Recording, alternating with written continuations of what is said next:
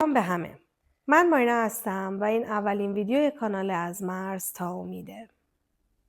خیلی وقت بود دلم میخواست جایی باشه برای گفتن حرفایی که معمولا هیچ جایی گفته نمیشن. برای قصه هایی که واقعی هن، انسانی هن، ولی معمولا فقط در سکوت زندگی باقی میمونن. اینجا همونجاست. اینجا از مرز تا امیده. جایی برای گفتن داستان‌هایی از دل ترس، دلتنگی، شجاعت و شروع دوباره. عزیزان، من سالها با خانواده‌هایی کار کردم که از ایران و کشورشون مهاجرت کرده بودن. با زنها و مردایی که هر کدوم یک دنیا حرف داشتن. بعضیا با خنده حرف می‌زدن. بعضی‌ها با گریه صحبت می‌کردن و بعضی‌ها فقط سکوت می‌کردن، چون اون دردشون هنوز تازه بود. درد خداحافظی، درد جدایی، درد خارج شدن از وطن و دور شدن از عزیزان. من بارها نشستم روبروشون، گوش دادم، یاد گرفتم و فهمیدم پشت هر چمدون و هر خداحافظی یک دنیا از احساساتی هست که معمولاً برای همیشه مسکوت باقی میمونن. از همون لحظات بود که فکرهایی توی سر من افتاد. اینکه چرا این صداها و این احساسات هیچ جایی گفته نمیشن؟ چرا این انسان‌ها قصه های زندگیشون رو جایی ثبت نمی‌کنن؟ این سال شد شروع این مسیر. عزیزان، من این کانال رو ساختم تا صداها زنده بمونن.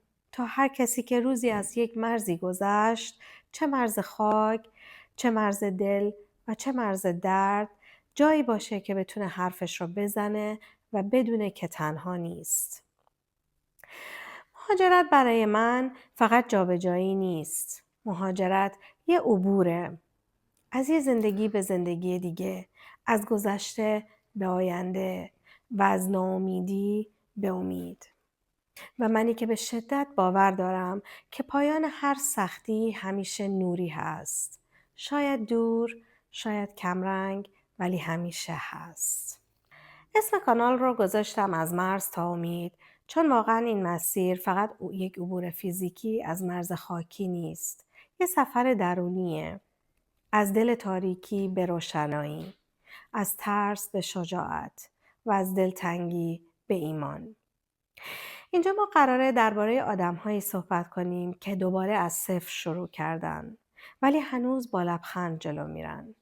میخوایم از مادری صحبت کنیم که با فرزندش از مرز رد میشه.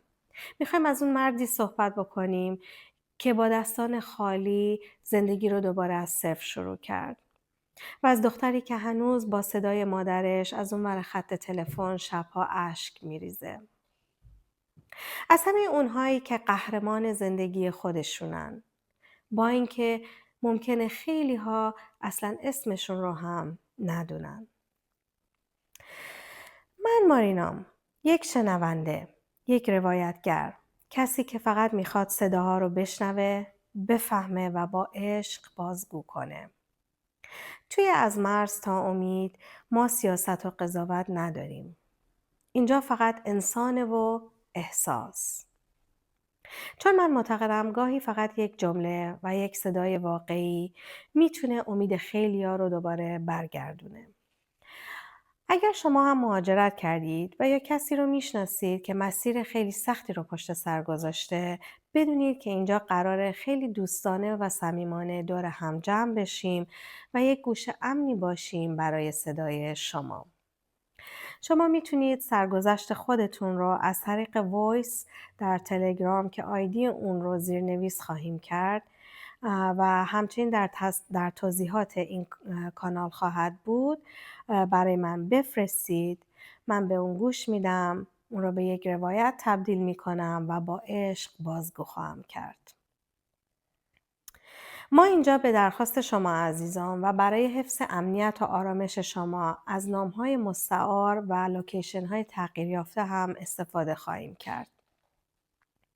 برای شروع قراره که هر هفته ما 1 تا 2 داستان رو اینجا منتشر بکنیم و هر داستان قراره که اینجا صدای یک دل و تپش یک قلب باشه.